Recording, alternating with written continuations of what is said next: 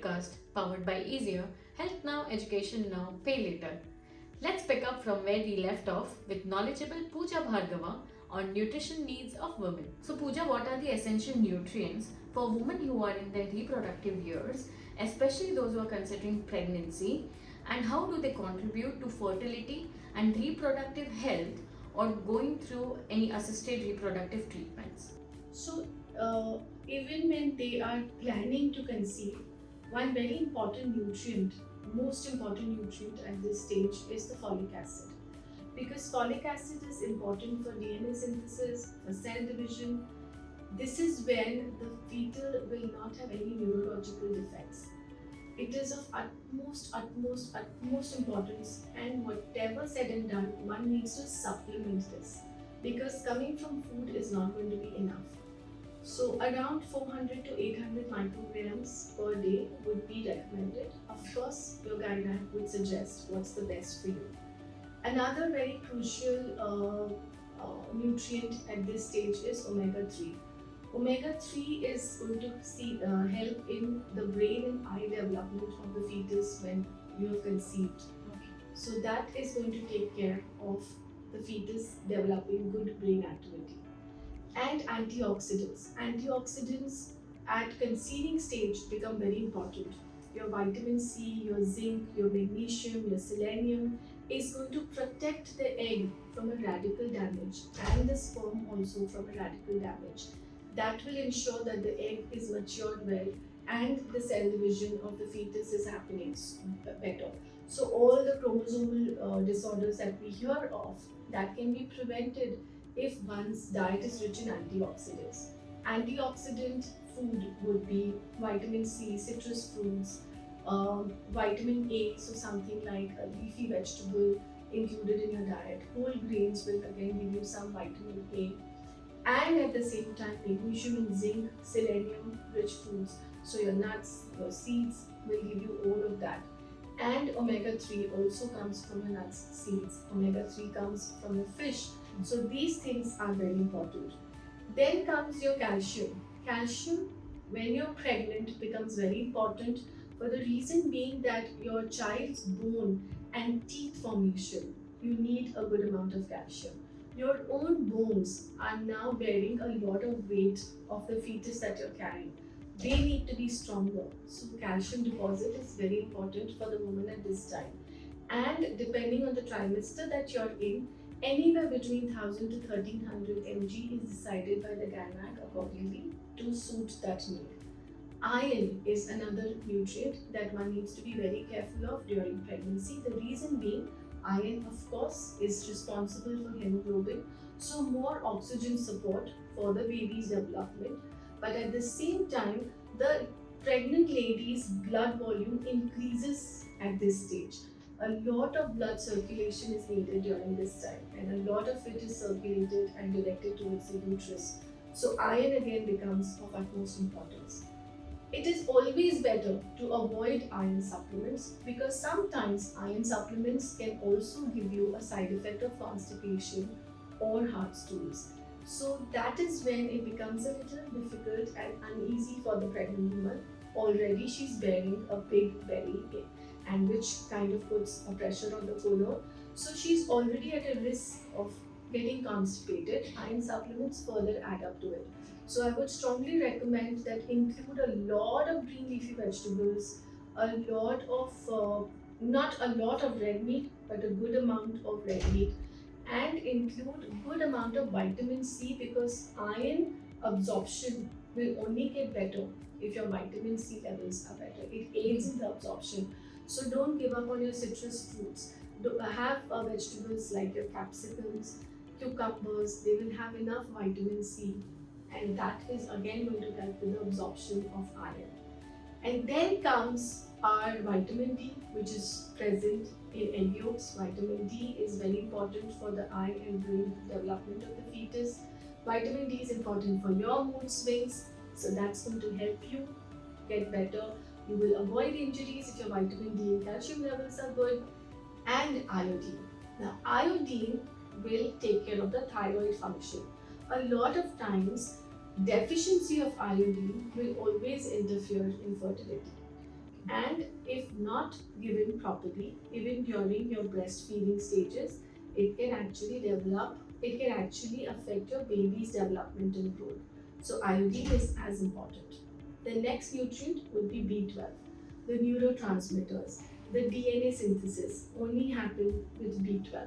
Now B12, like we discussed earlier, most of its sources are from non-vegetarian sources, and at the same time a good gut health is very important for the absorption of B12. So take help of a health caregiver or a nutritionist or your gynac and see if you want to supplement it if you're a vegetarian or a vegan. And then, as we spoke, vitamin C, antioxidants not only help with iron absorption, also help with the radical damage that the egg and the sperm will go through. It also helps during breastfeeding. A woman goes through a lot of change in her body and a lot of change in her routine. Her life goes completely changes. It revolves around the baby's cycles. There are sleepless nights, and that may also induce more stress. So antioxidant will help even with your stress. That's why having vitamin C rich foods is very important. So, Pooja, talking about the pregnancy, what are some of the nutritional challenges that a woman faces during pregnancy and lactation? Also, how can they address these to support both maternal and fetal health?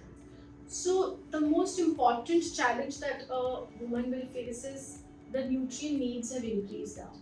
Right? So, as the midwives used to say, that you're eating for two people, and then suddenly in the modern age, people started ridiculing that statement that you're not eating for two people. It is because people started eating double the quantity in those times. But I think somewhere it holds true that your nutrient uh, requirement, of course, increases. You have to now keep in consideration that you have a baby also inside you. You have to also nurture that baby.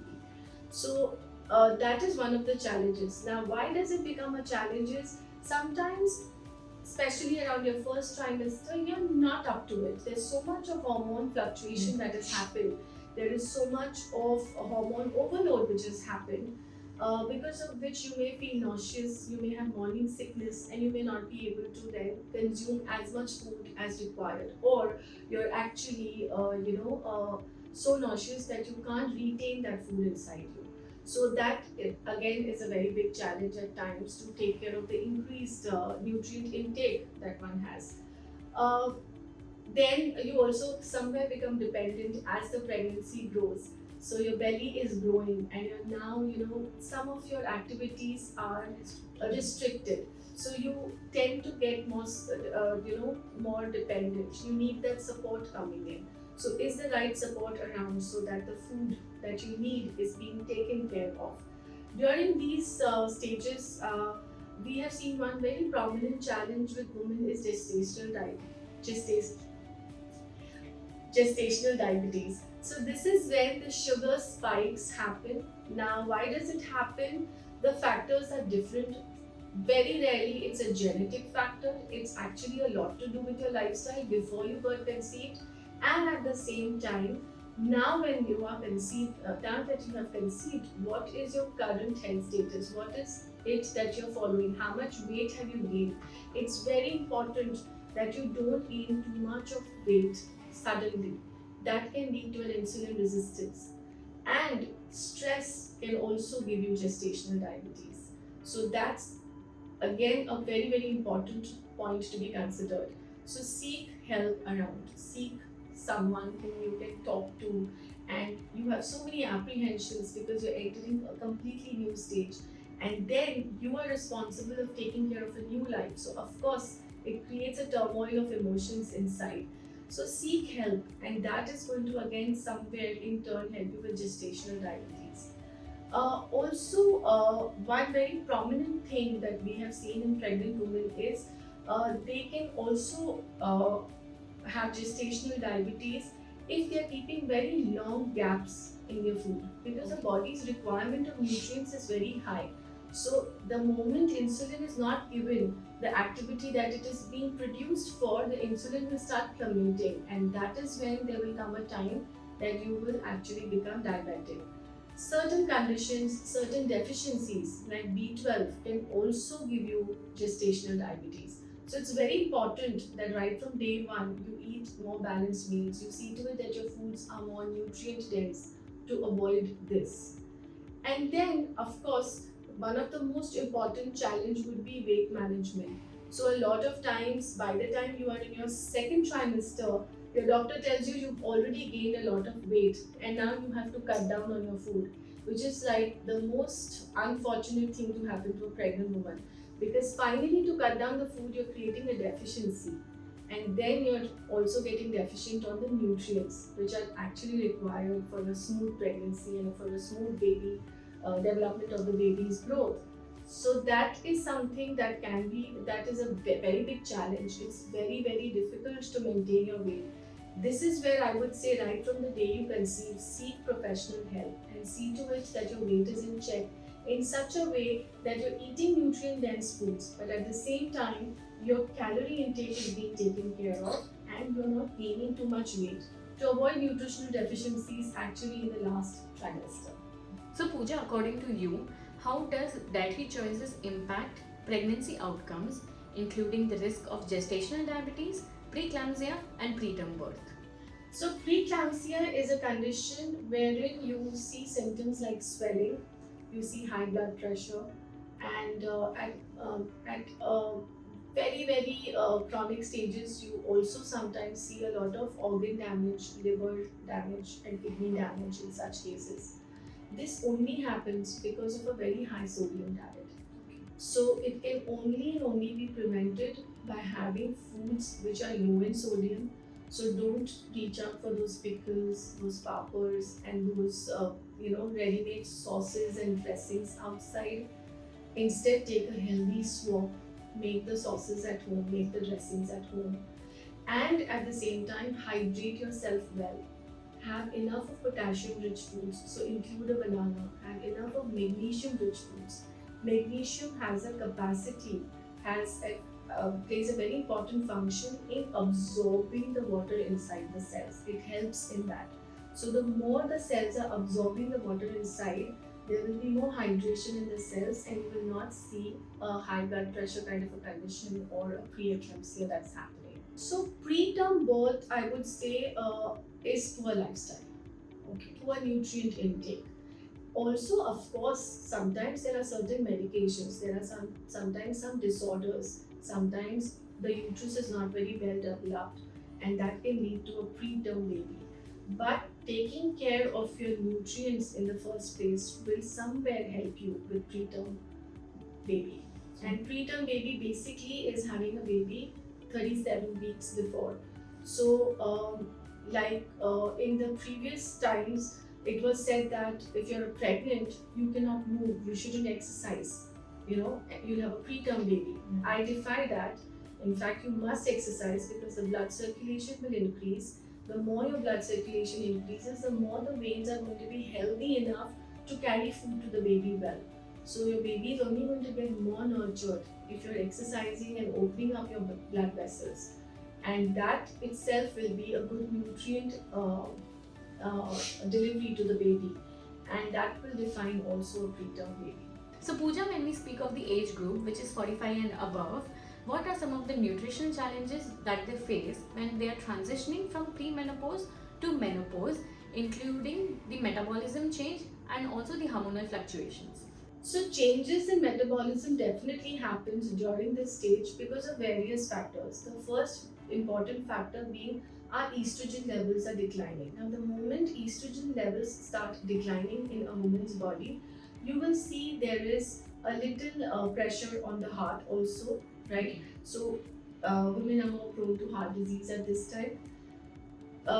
Decline in estrogen levels affect their appetite, so you tend to eat more. And I will just give you an example how to read this is. If you observe yourselves even now, when from the first day till the 14th day of our periods, by the time it's the 8th or the 9th day, we start feeling that we're looking a little chiseled and we're glowing and our hair is looking lustrous. That's the time, if I want to be on a diet, I'll be like 100% sticking to the discipline of eating right. Why? Because it's estrogen hormone which is released. So estrogen is a happy hormone, and estrogen increases the activity of the body. Why? Because estrogen is responsible for taking that follicle out of the ovary and then helping it mature into an egg. So there's a lot of extra work on the body. Hence, the metabolism of the body increases, and we are in a happy zone. Our appetite is not so bad. Like, it is a discipline, it's a good enough appetite. But come the 14th or the 16th day of our periods, or 10 days before periods, we see a change in ourselves. Some girls will see a small acne spurting out, some girls will see hair going drier, some girls will see mood swings, and some will see a lot of bloating around their face and their ankles, and an increase in appetite or less willpower to control having that piece of chocolate. Okay. That is because now progesterone is in function. So progesterone now is in action, and the role of progesterone is to actually protect the egg. If it is fertilized, then it forms the lining around the uterus to protect that egg. And that calls for, the lining is nothing but accumulation of fluid. So we see bloating, and so we see more of retention in our body. Now this retention can be reduced if you have whole grains, good amount of nuts and seeds, that's magnesium, and a good amount of fluid intake. So I in fact tell all my girl patients that 14th day period, post 14th day of period, give more attention to your fluid intake. Of course you hydrate well, but now you give more attention to your fluid intake. That's going to help you big time to see less bloating on your face and around your body. Less bloating, less water retention is going to allow you to eat well, because you're not going to then feel very suffocated. So that goes a long way. Now, during menopause, estrogen is declining. So now we know how to join the dots. Our appetite changes, our fat around the belly will increase, for the reason being now the uterus is shrinking, the ovaries are of no use, so they are also shrinking. Hence the muscle here goes laxed, and hence there is no space for fat to increase. This is the time a woman should give utmost importance to strength training for two reasons. A, to tone the muscles so that fat volume reduces. Second, the calcium, which is declining because estrogen is declining, is going to now, so the main function of calcium is to inhibit bone breakdown and to promote bone formation. Now calcium is declining. So here when you strength train, you're going to see that you won't be prone to a disease like osteoporosis, which is very commonly seen in menopause. So these are the two reasons women should give utmost importance to strength training. These are the reasons women should give utmost importance to whole grains, to magnesium rich diets, because that is when she will see more and more of fluidity in her, and hydration. Then the next challenge that a woman will, so this is how she will take care of metabolism. The next challenge that she will see is mood swings, because estrogen is declining, progesterone is on a rise. So this is where your antioxidants, your vitamin D3, and most importantly, reaching out, doing something for yourself is very important, because this is also when you, around this time, physiologically, you're also getting to be an empty nester somewhere. Kids are now on their own. By this age, everybody is now flying and taking care of their own careers and their own life ahead, because they have grown up now. So this is the time you kind of feel more and more alone inside, and that's the reason you should go and join a group class, or join a laughter club, or go to the park, meet new friends, join a hobby, because this in turn will again affect your weight management. The more alone you are, the more lonely you feel, chances are you will end up eating wrong foods, or chances are you will not end up eating at all, because this age also goes through a lot of changes in taste and appetite. Then the other challenge is the gut challenge. This is the age when again your acid formation, your enzyme formation reduces. So because there is a decline in estrogen, again a woman goes through migraines, acid reflux, because enzyme production has got defeated. Hence, it is very important that she eats lighter foods. She takes care of her eating pattern, makes it more at regular intervals, has small size portions, which will not only help her with her metabolism, but at the same time, it will help her with her weight management and her gut issues. So, Pooja, as we all know that in the menopause duration, estrogen declines, which affects the bone health. So, according to you, what are some of the dietary changes which one should implement to support bone density and also at the same time reduce the risk of osteoporosis? So, estrogen decline is of course going to reduce your calcium absorption in the body. It's going to affect the vitamin D3 absorption in the body. Estrogen inhibits bone breakdown and promotes bone formation. So when your bone is at a breakdown series, why? Because there is not enough calcium being absorbed in the body. You will see that you're in the early stages of osteoporosis. So this is where strength training really helps. This is also a time when women who are smoking should quit smoking, because smoking not only affects your appetite, at the same time it affects the absorption of calcium and vitamin D3. This is also the time, like we discussed, the gut issues and the enzyme production goes down. Women should actually have more probiotics and prebiotics in their diet. And if at all you're consuming alcohol, then you should cut down on alcohol. If you're consuming too much of tea and caffeine, cut down on that, because it will lead to more dehydration. This is the time when your collagen production in the cell comes down. This is the time when your keratin in your hair starts declining, because estrogen is declining. So a lot of changes happen in a woman's body. She sees pigmentation around her skin. So that's one reason caffeine and tea should be avoided completely, at least restricted to not more than 1 cup a day, because you will see a huge change in your skin if you don't do this. We spoke about osteoporosis. Osteoporosis doesn't only mean bone deformation or bone breakdown. Osteoporosis also means that your joints will get affected.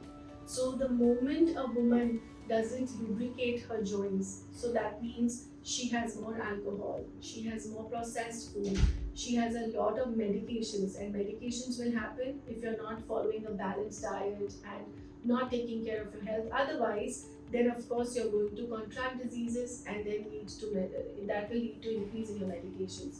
Those medications in turn will again affect your joints, because they kind of dehydrate the synovial fluid which our joints produce around them. So you will see a lot of times women will complain of knee pains and ankle pains, and they can't really get up very easily or sit down very easily. That has got less to do with the muscle range of motion, it's got more to do with their joints. So that is again very important. You will see their uric acid levels will go up, because their kidneys now are not processing that much. You will either see symptoms like IBS more prominent, that is irritable bowel syndrome. The reason being the stomach muscles, the peristalsis movement of digesting the food, of actually churning the food, the muscles are going weaker.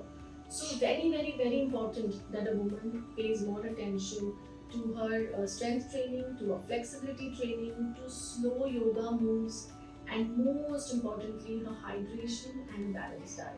So, Pooja, what nutritional considerations would you suggest to older women, including digestion, appetite, taste perception, and nutrient absorption? So, they go through an appetite change for a very simple reason, that the acid levels in the body increases, the enzyme production goes down, and hence the appetite goes for a toss. There are times when they will not eat at all, and there are times when they will want to eat a large portion of meal. That kind of disrupts their entire system in the bargain. Taste, yes, their taste buds also get affected for a very simple reason, that now all of these receptors are diminishing. Basically, as you age, as your hormones decline, the perceptions around the sensitivity in your organ kind of decreases. How can you maintain that? By being physically more active and by actually ruling out stress in your life. So they can do that with that. But if they are going through any taste changes, then what they can do is they can actually try different kind of foods. Be open to trying different cuisines. A lot of times you've eaten Indian cuisine for the longest of your time, but now maybe a Chinese sounds good to you, or your taste buds feel good with it. Maybe someone who was eating too spicy food will now shift to a bland food. So as your taste changes, it's very important that they are open to trying new things. That will help them. So the nutrient absorption reduces because the peristalsis movement reduces. At the same time, the enzyme production goes down, the acid production goes up. There is more dehydration seen in the body. The activity level also diminishes because now they become slow in their activity levels. If they were not someone who were taking care of being physically active before, they'll suddenly see a decline. All of these things have an impact on your gut health and your excretory health, and that kind of then reduces the absorption of the nutrients. This in turn makes them more prone to nutrient deficiencies, and hence at this age supplementation for them becomes an unavoidable part, because they're definitely going to need supplementing it. Food is not going to be enough at this point of time due to appetite changes, taste changes, perception changes. So, Pooja, how can dietary choices support healthy aging, including maintenance of muscle mass, cognitive function, and immune function? Three good factors in this. First, maintaining your weight, and that's going to happen if you're aware of what you're eating and you're aware of calories in and calories out. At this age, your calorie consumption is not so much. Your body does not need, because your basic metabolic rate, the rate at which your body uses nutrients, any which or needs nutrients, any which ways reduces. So that's one reason you should actually eat according to the need of the body. You should not just eat for the heck of eating. That's going to help you maintaining your weight. Physical activity is the calories out process, and at the same time making you feel good process. So that's going to help you stick to the eating plan that you want to do. Protein is something that you should not avoid, because at this point of time your muscles are becoming lean, your muscles are becoming weak, you're losing out on bone, your joints are actually getting weaker. So having good protein is important, but at the same time we also have digestive problems. Our gut is now not as strong. So many aging people will see that they cannot really absorb a non-vegetarian chicken or a meat so easily. So see what your body can comfortably absorb it. And that's when, if you have to stick to a plant-based protein, it's very important to reach out for help and then understand how to combine different plant sources to get good quality of protein. Non-vegetarian sources, of course, are the best quality proteins, but that doesn't mean that we have to eat non-vegetarian food. Vegetarians can also benefit a lot from the plant sources of proteins, so long as they know which foods to combine so that they get the better quality of protein. At this age, your digestive system goes for a toss. So magnesium again becomes very important. Zinc becomes important. And at the same time, your sleep goes for a toss. So that's why it's important that you learn some calming techniques. It's important that you wind off your day a little earlier and then follow some basic rules of sleep. For example, not exposing yourself to the UV rays through your phone, because at this age it's very normal. You're feeling bored, you're alone, you will end up using your phone or the screen time more, and that's going to again affect your sleep. The moment your sleep is affected, you will see more diseases because your body doesn't recover well. So that's going to change. Having a warm bath with some lavender essential oil drops put inside will help you calm down, and then they will help you sleep better. So these are some things that aging people can actually look at and then change the way they are aging. So that brings us to this third segment of the FitCast, which is breaking barriers.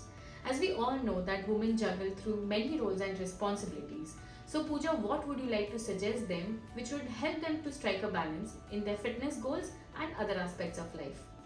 Prioritizing themselves first. That's most important, because we women end up taking care of everyone and then putting ourselves to be the last people to take care of.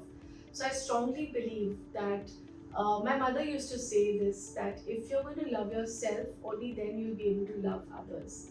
So I strongly believe that only if you are healthy will you be able to actually take care of others' health. So this is the message that I want to give the women, that first learn to love yourselves. Only if you will learn love yourselves is when you will be able to love and nurture your kids, your family, and so on. And only if you are healthy, you will be able to actually promote health in your family. Now, how do you do that? It is difficult. We do have a lot of roles to play. So, again, prioritizing, organizing makes a lot of things easier. And at this point of time, I would say it is never wrong to seek support. So you must see to it that you actually allocate roles and responsibilities to everyone in the family. So that not only your girl child but your male child should also know that okay, this is my responsibility. Here, what you will end up doing is a dual benefit. A, getting help for yourself so that you're taking care of yourself in the bargain as well, and also teaching your boy child that a girl and a boy are equal. If she can cook food, so can you cook food. So that is what we are actually going to do now, for a better future generation. And that's when this stigma of only girls should be doing certain things can be taken care of, especially in an Indian community, right? And not only this, it will also help everyone else understand their responsibilities, and even your children then will know that okay, my mom does so many things on her own. So again, I'm giving my own example. There was a time when I came back from work, and my daughter said that why didn't you do this? Why didn't you make pasta today? So I said I was too tired. She said, "Oh, what did you do?"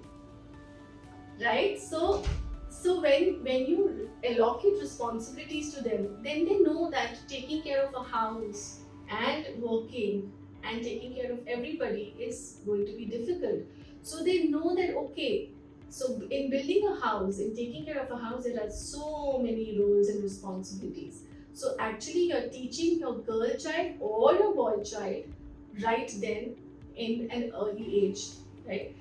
Now comes your exercise, comes your own mood, comes your own me time. That's important. You have to learn to be calm. And I've seen so many women get so anxious. At times, I've seen myself get anxiety if there is an event or it's like a huge dinner happening at home. Now, that calmness will only and only come if you set aside some time for yourself. And I strongly believe that for women, the best time to set for themselves is early in the morning, because that's when everybody else is away from you. That's your time to yourself. So here I would like to just say what I do. As a woman, I see to it that I wake up much earlier. That gives me time to meditate, that gives me the calmness to look within. And after meditating, I literally sit down and jot down the work that needs to be done through the day. Right from grocery shopping to telling my cook what to make, to dropping my kid to a class, or to asking my kid to bring this home, or taking my father-in-law for a doctor's visit. Everything is planned meticulously. But had I to wake up a little later, then I have 10,000 other things to take care of, and then I wouldn't be able to plan very well. So planning very well will only come when you yourself are at a calmer state, and that time you should figure it out. That's one strong message that I would like to give women. Then talking about eating right. Now it's not always easy. You're packing food for everybody in the family, and then of course you're too tired doing that, then to do it for yourself. So the same suggestion that I give for the 21-year-olds, to see to it that they pack their mid-meal snacks way in advance over the weekend, again will go a very long way. Also, in some households, you can also try and make some food well in advance during the weekends. So you can set aside one day wherein in every family, once in the week everybody eats out. So they are socializing. So utilize that day if you yourself are cooking, or if you have a cook, who's helping you, then utilize that day to make some things well in advance. Like you can make your hummus, your yogurt dips, your sauces, your chutneys, your some gravies. You can actually make some vegetable cutlets which can be removed from the fridge at any time. So this will go again a long way. Your entire week will be sorted. You have unexpected guests. You're not left thinking and wondering, oh my god, I have to leave my meeting soon because I have to attend to this now. So you're sorted. All these small steps will go a long way in making sure that you don't leave your exercise schedule. You attend to your meetings as scheduled for work appointments. You don't leave out any kind of responsibility, and at the same time give you some time to socialize, because that's as important. So these small steps will go a long way in a woman taking care of her own health. Now, very important to take care of her own health comes regular health checkups. So every 3 months she must make sure that she is checking up with her deficiencies, her blood work, if not the whole package of health where you do your sonographies and everything, but at least every 3 months do a simple blood work. Then there are going to be times after doing all this what I have told you, there will come a time where things will still not go your way. There is going to come a situation which is completely unexpected and out of your control. The cook had to leave immediately, or your child fell sick, you have to take a leave from work. So learn to manage those, because of course we all want to be perfect. But don't run behind perfectionism so much that you don't enjoy the little joys of life, and these little speed breakers you'll be able to handle well when you know that okay, speed breakers come and these kind of situations will erupt. So be flexible a little bit. That will go a long way. Then, of course, reward yourself, because I think, as feminist I may sound, I think we need a very strong pat on our back every single morning and every single night before sleeping. I have started doing that. I see to it that every night I say a thanks to my body for supporting me and for helping me take care of others, but most importantly, first taking care of myself.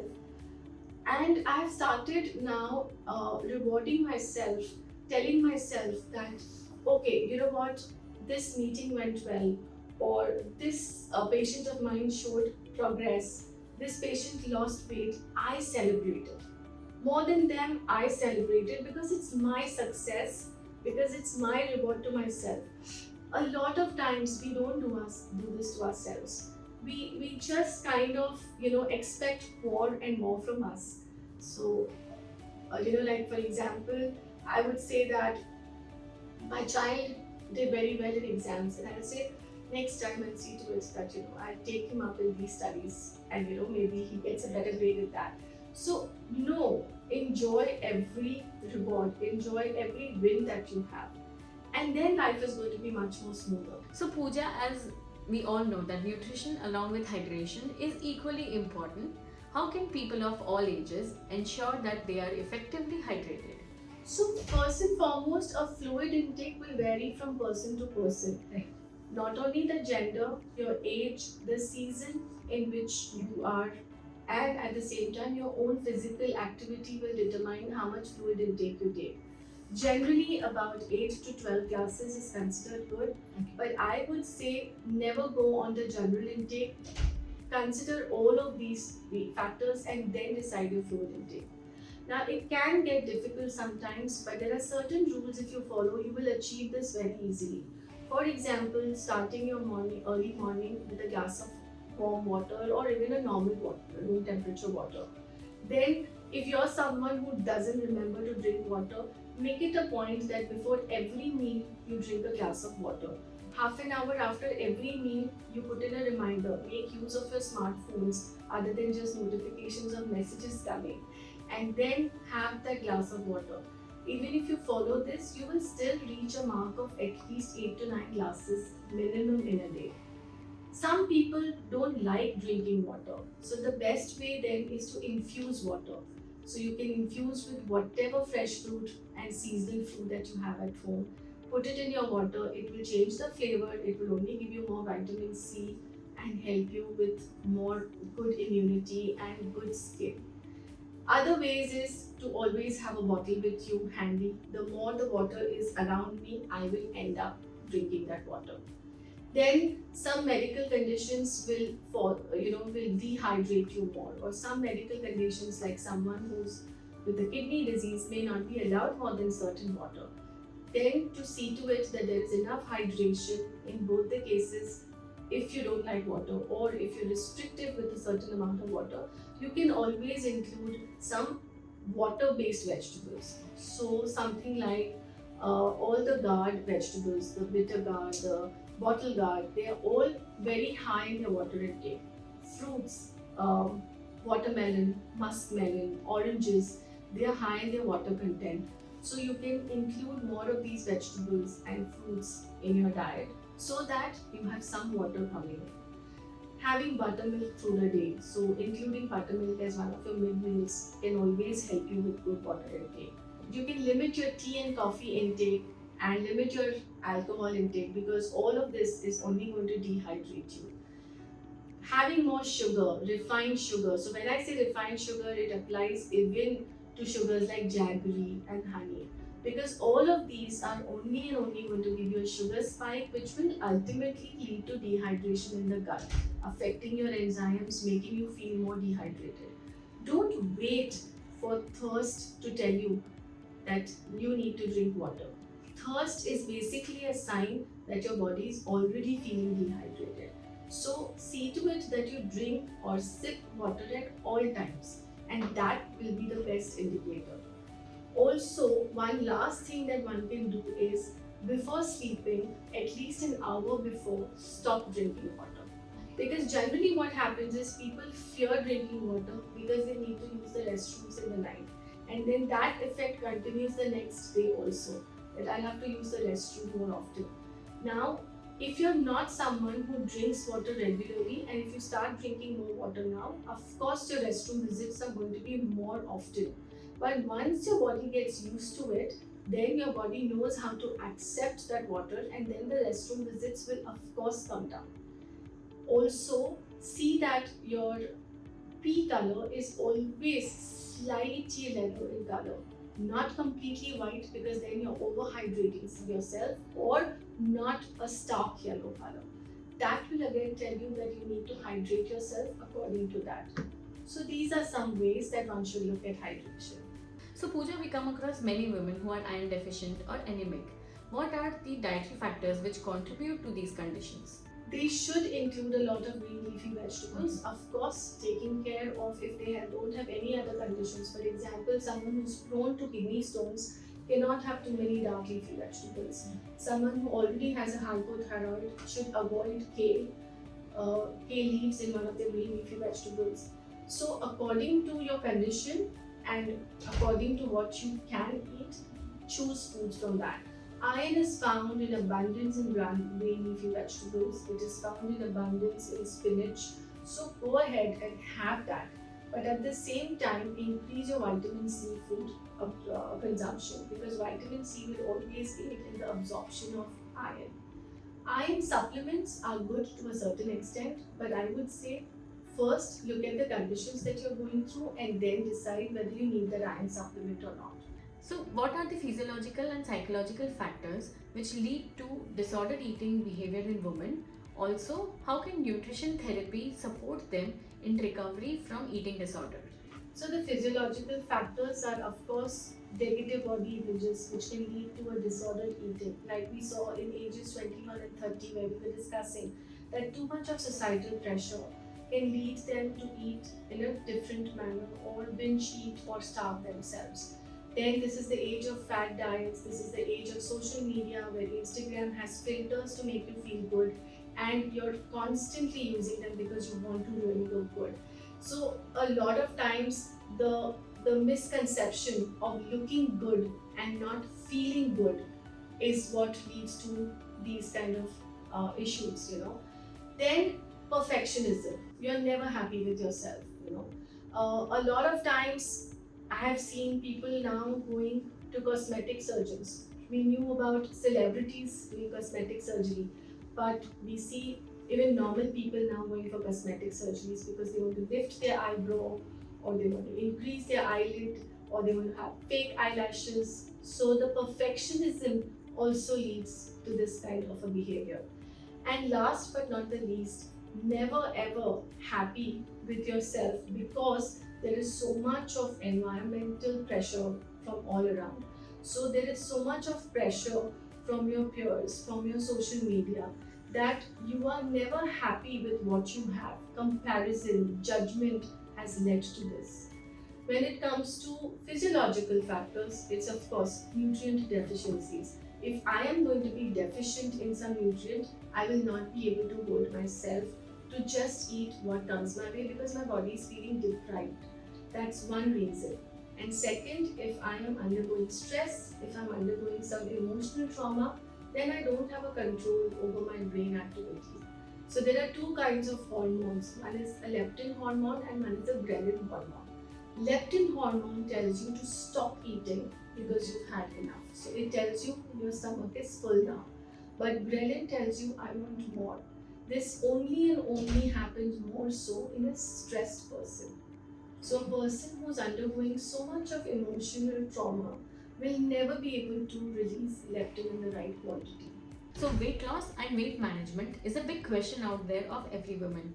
So Pooja, what are some of the misconceptions of weight management, and how can a balanced approach towards nutrition, exercise and lifestyle habit support weight loss or weight management? So the very fact that rapid weight loss can be achieved is a very big misconception.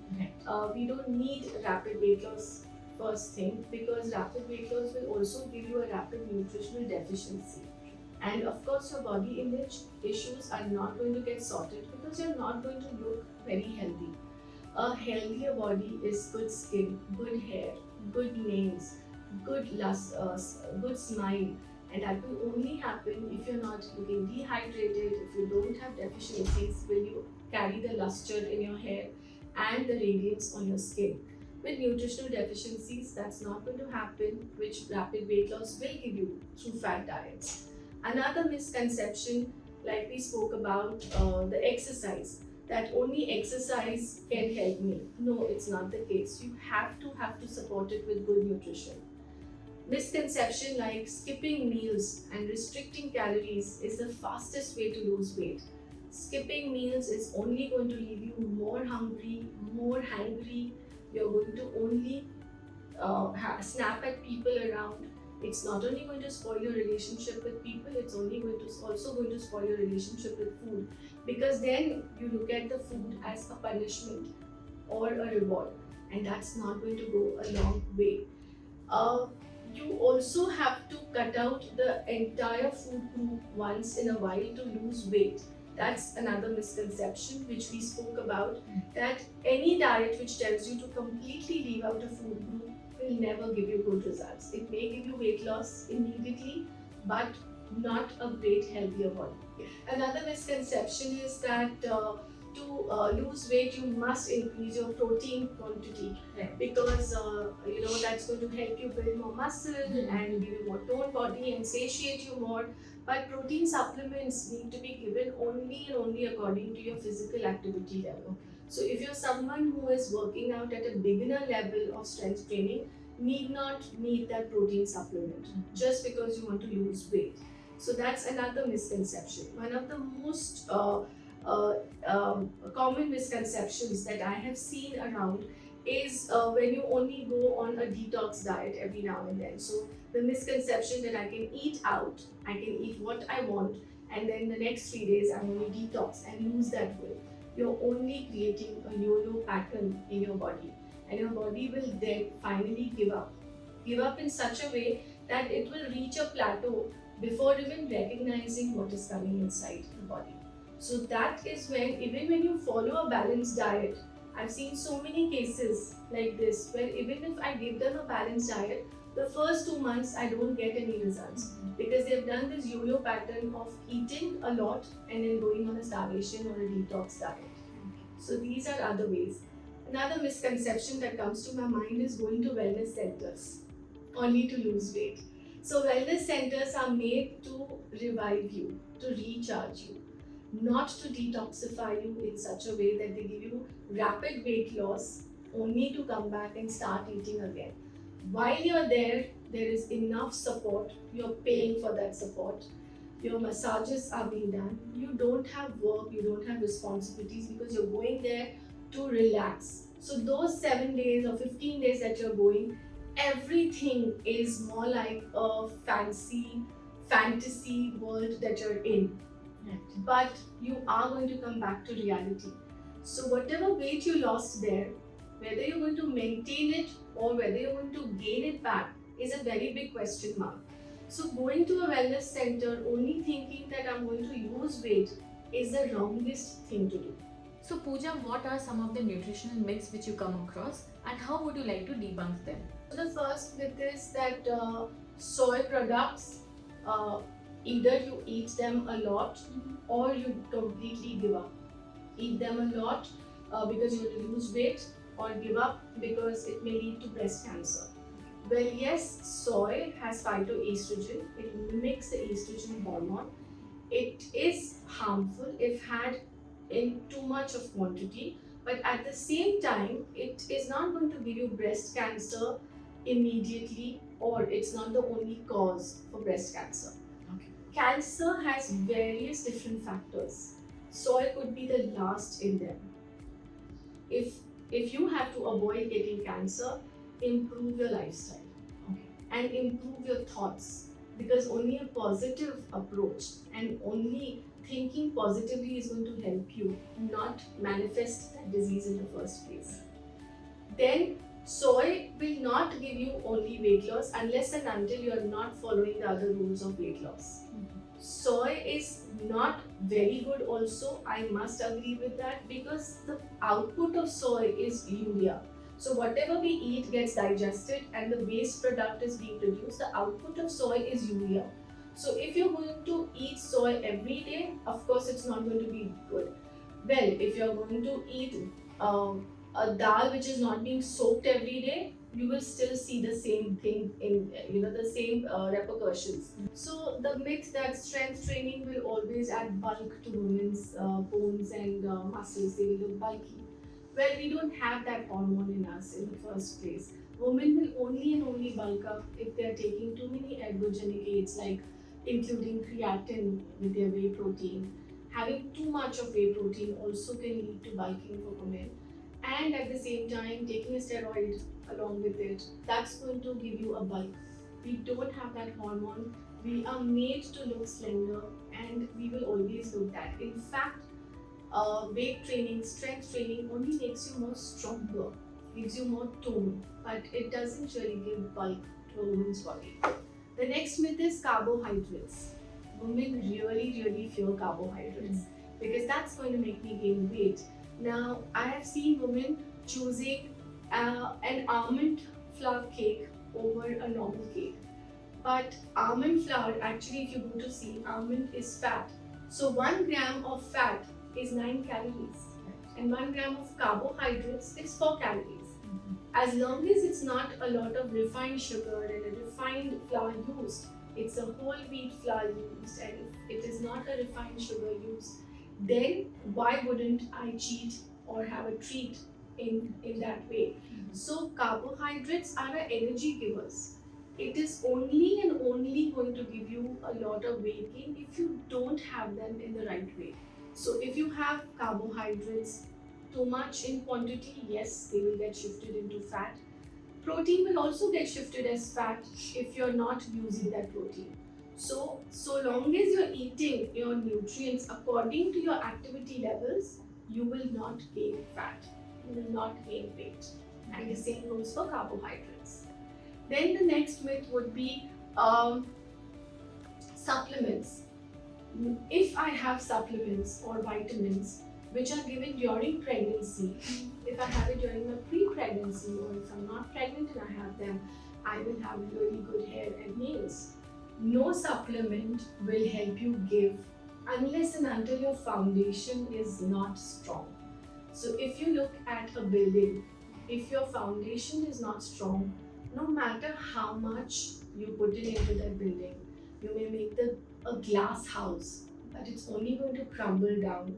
It's not going to stay forever because the foundation is not strong. So your foundation of having a balanced diet, your foundation of including a good amount of fiber and a good amount of vegetables and fruits, getting those micronutrients, only then a supplement will help. And if you want to believe that a vitamin which is meant for pregnancy is going to help you before pregnancy, when you're not pregnant, never works. You will never ever benefit because your requirement at that point is not that much. So that's very important. As we celebrate International Women's Day, what empowering message would you like to give out to women who are chasing their dreams, breaking barriers, and making mark on the world? I think this is my favorite part of the segment. So yeah, I feel we are limitless, we are unique, and our journey is unique. Each one of us in this room has a unique journey and has played a unique role in every phase of our lives. Mm-hmm. So I want us to celebrate ourselves for that. We have immense amount of abilities and capabilities, and when I say that, I'm not taking away anything from men. They may have the same, but we definitely are more stronger, more giving. We are more capable of handling 10,000 things at one time. We are very good multitaskers. I want us to believe more in ourselves, to love in ourselves, to love ourselves more. And a very, very important message that I want to give today is that we are strong, we are capable, we are resilient. We should learn to nurture our body, we should learn to nurture the passion that we are living with and support the woman sitting next to us. It's so important that we need to respect every woman that is in our life. It's so important that we also give her the credit and the acknowledgement and the appreciation. Only then we'll be able to build a stronger nation and a stronger world. Only then we will give rise to a stronger generation of men and women standing equals, but at the same time, women also helping and scouting for each other. That's so important. Only women can empower women. That brings us to the end of this amazing Women's Day special on Race Above FitCast. Many thanks for watching. See you in the next one.